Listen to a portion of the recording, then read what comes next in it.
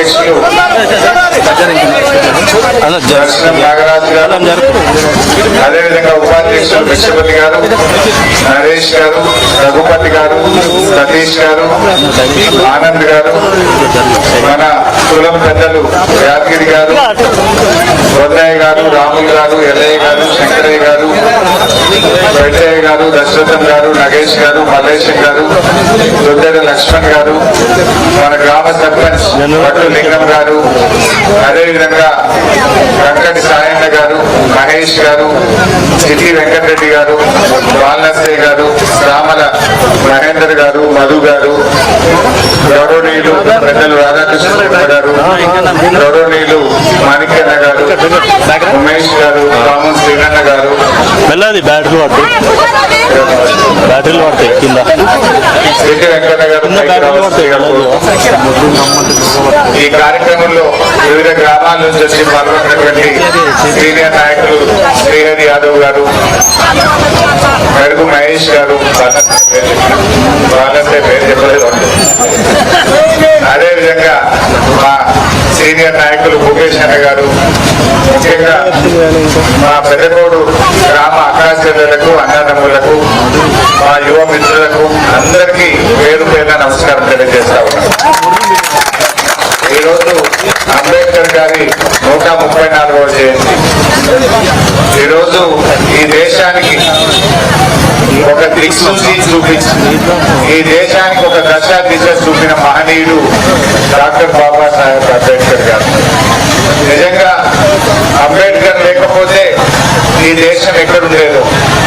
ఈ దేశంలో మహిళలకు, శ్రామికులకు, కర్షకులకు, కార్మికులకు, దళితులకు, గిరిజనులకు, బలహీన వర్గాలకు, అన్ని వర్గాలకు కూడా సమాన హక్కులు కల్పించి అందరూ ఒకటే అని రాజ్యాంగాన్ని రచించి ఈ దేశానికి అందించిన మహనీయుడు బాబాసాహెబ్ అంబేద్కర్. ఇవాళ అంబేద్కర్ దయ వల్లనే మనకు తెలంగాణ రాష్ట్రం వచ్చింది. అంబేద్కర్ దయ వల్లనే ఇవాళ ఎస్సీలకు సమాన బడ్జెట్ వస్తా ఉంది. ఇవాళ అంబేద్కర్ గారు ఆనాడు ముందు చూపుతో ఎస్సీ రిజర్వేషన్లను విద్య, ఉద్యోగాల్లో అందించిండు. అదే విధంగా శాసనసభలో, పార్లమెంట్ లో కూడా మనం కూర్చునే విధంగా సమాన హక్కులు కల్పించింది కూడా అంబేద్కర్ గారు. ముఖ్యంగా మా యువతతో నేను చెప్పేది ఒకటే, విద్య లేకపోతే జీవితమే లేదు, చదివే చాలా ముఖ్యమని చెప్పి అంబేద్కర్ చెప్పింది. మీరు కూడా బాగా చదవండి. ముఖ్యంగా యువకులు, అమ్మాయిలు, అబ్బాయిలు, చదువు చాలా ముఖ్యమైనది. జీవితంలో ఏదైనా రావచ్చు, పోవచ్చు, చదువు చాలా ముఖ్యమైనది. ఇవాళ కేసీఆర్ గారు వచ్చినాక ప్రతి మండలానికి ఒక గురుకుల కాలేజీ, ఒక స్కూల్ పెట్టారు. అక్కడ పిల్లలకు ₹1,00,000 ఖర్చు పెట్టి, భోజనం పెట్టి, పుస్తకాలు ఇచ్చి ఇంగ్లీష్ మీడియంలో చదువు చెప్పే ఎస్సీ గురుకుల పాఠశాల ప్రతి మండలానికి ఒకటి పెట్టాం. అంతేకాదు, అది స్కూలే కాదు, కాలేజీ, డిగ్రీ దాకా చదివించేటట్టుగా కూడా గురుకుల విజయాన్ని మనం బాగా పెంచుకున్నాం. పిల్లల్ని బాగా చదివించాలి. ఇప్పుడు మీరు మీ తల్లిదండ్రులు కూడా పిల్లల్ని ఏం కోరుకుంటున్నారు? ఒక పూట అన్నం తక్కువ తిన్నా సరే నా కొడుకు ఇంగ్లీష్ మీడియంలో చదవాలి, నా కొడుకు బాగా చదవాలని చెప్పి ఇలా తల్లిదండ్రులు కోరుకుంటా ఉన్నారు. పిల్లలతో కూడా నేను కోరేది ఒకటి, ఈ మధ్య ఈ ఫోన్లు వచ్చినాక బడ్జెట్ పోతాయి. ఆ ఫోన్లలో ఏదో ఆన్లైన్ గేమ్లక, బెట్టింగ్లక, ఇంకేదో రెమ్మీ గేమ్లక, ఇంకేదో గేమ్లు ఆడుతున్నారట. పొద్దున్న దాకా వంటలేరట, పొద్దుకి వంటలేరట, పొద్దున్న దాకా లేటలేరట, రాత్రంతా ఆడుతున్నారట, పొద్దున్న దాకా వండుకుంటున్నారట. పబ్జీయా? ఏ పబ్జీలు గిబ్జీలు కడుపు పెట్టినపై దయచేసి ఈ ఆన్లైన్ గేమ్లు, రెమ్మీలు, ఈ తాగుడు, గంజాయిలు, కుటుంబాలు బంద్ చేయాలని మా తమ్ముళ్ళకి నేను దండం పెట్టి కోరుతా ఉన్నాను.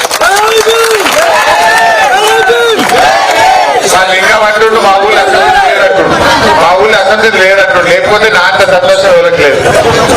మొన్న రాముడిపట్ల అనే ఊర్లో ఒక కానిస్టేబుల్ మన కలెక్టర్ గారి దగ్గర గన్మెన్ గా పనిచేశాడు. పోలీస్ కానిస్టేబుల్ ఆయనకు ఉద్యోగం వచ్చింది. ఆయన ఈ ఆన్లైన్ గేమ్లకి, ఈ ఫోన్లలో అలవాటు పడిపోయి ₹1,00,000 ఓడగొట్టి ₹1,00,000 ఓడగొట్టి ఇద్దరు అన్నదమ్ములు, ఉన్నది ఎకరం భూమి, తండ్రి ఆయన 10 ఎకరాలు ఎకరం ఏరు పెడితే అర్ధ ఎకరం ఇచ్చేది అర్ధ ఎకరానికి 15 లక్షలు కంపెనీ అప్పు పెడతారు. అప్పు కట్టబుద్ధి కాదు, మళ్ళా 15 లక్షలు పోయి ఆట ఆడిండు, ఆ 15 లక్షలు కూడా పోయింది. ఏం చేయాలో అర్థం కాక అప్పులో వచ్చి ఇంటికాడ కూర్చుంటే ఆ గంటని కదా పోలీస్ ఆయన కదా ఆ చేతిలో తుపాకు ఉంటే ఒక బిడ్డనేమో 2వ తరగతి కొడుకు 3వ తరగతి ఆ పిల్లల్ని తుపాకుతో కాల్చి చంపాడు, భార్య చంపాడు, ఆయన కూడా కాల్చుకొని చచ్చిపోయాడు. అంటే రక్షించాల్సిన వాడే తుపాకుతో కాల్చుకొని చచ్చిపోయాడు. నా బాధ ఏంటంటే ఒకరిద్దరు కాదు, ఒక మన సిరిపేటని ఇప్పటికో 15-20 మంది ఈ ఫోన్లలో ఆన్లైన్ గేమ్లు ఆడి లేని కొత్త పనులు పెట్టుకొని ఇలా ఆగమైపోతుంది జీవితం. అది మనకు అన్నం పెట్టే ఎవరు కూడా అలకగా పైసలు ఇవ్వడు, ఏదో అందులో పోతే పైసలు వస్తాయి నేను రాత్రికి రాత్రి పెద్దోళ్ళు అవుతా అని అనుకుంటున్నాం. ఏ గేమ్లు కడుపునిపోయి ఏ గేమ్లు ఎవరు కూడా మనకు పైసలు ఇవ్వడానికి ఆట పెట్టాడు, వాడు సంపాదించి నీకు పెట్టాడు, మనల్ని పొందబెట్టడానికి మనకు కథం చేయడానికి మన పైసలు చూసుకోవడానికి పెట్టాడు. వాటిని నమ్మకుండ్రి, అటువంటి పిసి ఆటలలో పోకూడదు. కష్టాన్ని నమ్మండి. అంబేద్కర్ ఆనాడు చీకట్లో దీపం పెట్టుకొని చదువుకున్నాడు, వీధి దీపాల కింద చదువుకున్నాడు, ఒక్క పూటకు తినైనా సరే అన్నం లేకపోయినా చదువుకున్నాడు, అమెరికాకు పోయి చదువుకున్నాడు, కష్టపడ్డాడు. ఈ దేశానికి ఒక దారి చూపినటువంటి మహనీయుడు డాక్టర్ అంబేద్కర్ గారు. అంబేద్కర్ పాటలు నడవండి.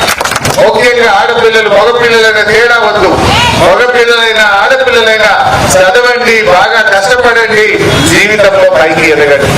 మీకు ఏ కష్టం ఉన్నా కేసీఆర్ గారు మీరు అమెరికాలో చదువుకోవాలంటే 20 లక్షల అంబేద్కర్ ఓవర్సీస్ స్కాలర్షిప్ కూడా పెట్టింది. అనేక అవకాశాలు ఉన్నాయి. చదువు మీ జీవితాన్ని మారుస్తుంది. మీ అమ్మ నాన్నలు తలెత్తుకొని నా కొడుకు ఉద్యోగం వచ్చిందని నువ్వు పెట్టినా పెట్టకపోయినా అవసరం లేదు, కానీ నువ్వు గుణవంతుడు అయితే, నువ్వు బుద్ధివంతుడు అయితే, నువ్వు జీవితంలో నిలబడితే నీ తల్లిదండ్రులు కడుపు నిండినంత సంతోషపడతారు. అందువల్ల యువతతో నేను మళ్ళీ కోరుతున్నా, ఏ ఊరికి పోయినా నాకు ఇదే వస్తున్నది. బాగా ఈ గేమ్లు ఆడుతున్నారు, ఉన్న ఎకరం తల్లిదండ్రులు కష్టపడి సంపాదించిన భూములు అప్పులు కట్టుడు ఆగమవుడు చూస్తా ఉంటే నాకు ఎంతో బాధ అవుతా ఉంది. ఇదేదో కొత్తగా ఈ ఫోన్లు పట్టుకొని ఆగమాగం అవుతుంది. దయచేసి ఈ ఫోన్లో పనిచేయకూడదు, చదువు మీద దృష్టి పెట్టండి, బాగా కష్టపడండి, పైకి రండి. మన సిరిపేట వెళ్తాం. మీరు ఏ చదువు చదువుతామంటే ఆ కాలేజీ ఉన్నది, మీరు డాక్టర్ చదువుతామన్నా కాలేజీ ఉన్నది, మీరు బీ ఫార్మసీ చదువుతామన్నా ఉన్నది, బిఎస్సి నర్సింగ్ అన్నా ఉన్నది, మన దగ్గర బిఎస్సి అగ్రికల్చర్ ఉన్నది, మనకు పీజీ కాలేజ్ ఉంది, ఎంబీఏ కాలేజ్ ఉంది, ఇంజనీరింగ్ కాలేజ్ ఉంది, అన్ని కాలేజీలు కూడా పాలిటెక్నిక్ కాలేజీలు కూడా పెట్టారు. మీరు ఏ చదువు చదవాలన్నా విజయ అందుబాటులో ఉంది, చదవండి. మీకు ఇంకేదైనా అర్థం కాకపోయినా కష్టం వచ్చినా నన్ను కలవండి, నేను మిమ్మల్ని కాపాడుకుంటా, మీ అందరినీ కూడా నిలబెట్టుకుంటా. మనం అంబేద్కర్ ను ఆదర్శంగా తీసుకుంటాం. ఆయన చేతిలో ఒక చేతిలో రాజ్యాంగం ఉంది, ఇంకొక చేతిలో ఏలు మనకు చూపిస్తున్నాడు. ఏంటి ఆ ఏలు?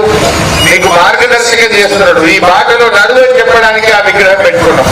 విగ్రహం పెట్టుకోవడం గొప్ప కాదు, ఆయన ఆలోచన అమలు చేయండి, ఆయన చూపిన దారిలో నడవండి.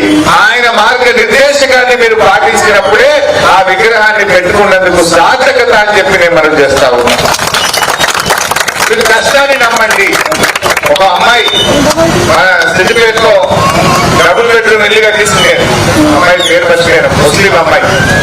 ఆ అమ్మాయి పేద అమ్మాయి, ఇల్లు లేకపోతే మనమే డబుల్ బెడ్రూమ్ ఇల్లు కట్టిస్తే అందులో మనకు పెళ్లి అయింది. అమ్మాయి భర్తనేమో ఆటో నడుపుతాడు. ఆ ఆడపిల్ల బాగా చదివింది ఒకేసారి 5 ఉద్యోగాలు పెట్టింది గవర్నమెంట్. 5 ఉద్యోగాలు వచ్చినాయి. ఎలా చేయాలని అర్థం కాదు. డబుల్ బెడ్రూమ్ ఇళ్లలో కూడా రాత్రి పగలు చదివిన నాకు 5 ఉద్యోగాలు వచ్చి ఎంత చేయమంటామని 5 కాగితాలు పట్టుకోండి. 5 దేంట్లో చేయమంటామంటే ఆమె లెక్చరర్ ఉద్యోగం చేయమా, నువ్వు నీలాంటి లెక్చరర్ ఉద్యోగం చేస్తే ఇంకో 10 మంది నిన్ను చూసి నువ్వు సర్వీస్ లో బాగుపడతానని చెప్పి ఆ ఉద్యోగంలో చేర్పించారు. అంత అవకాశం ఉంది. మన నసరాపూర్, ఈ సిరిపేట పక్కన నసరాపూర్ ఉంటుంది.